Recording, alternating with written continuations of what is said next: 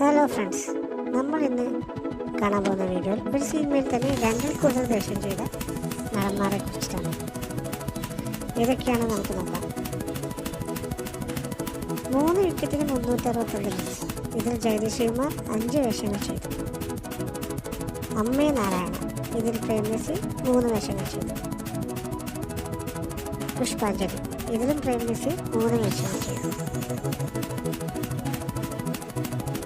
Ernakulam junction, ഇതിലും പ്രേംനസീർ 3 വേഷങ്ങളാണ് ചെയ്തത്. അടുത്തതായി പാടുന്ന പുഴ എന്ന സിനിമയിൽ അടൂർ ബാസി 3 വേഷങ്ങൾ ചെയ്തു.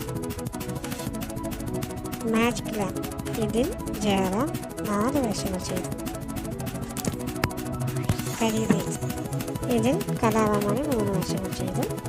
അടുത്തതായി ചാക്കോ രണ്ടാമൻ, ഇതിലും കലാഭവൻ 3 വേഷങ്ങളാണ് ചെയ്തത്.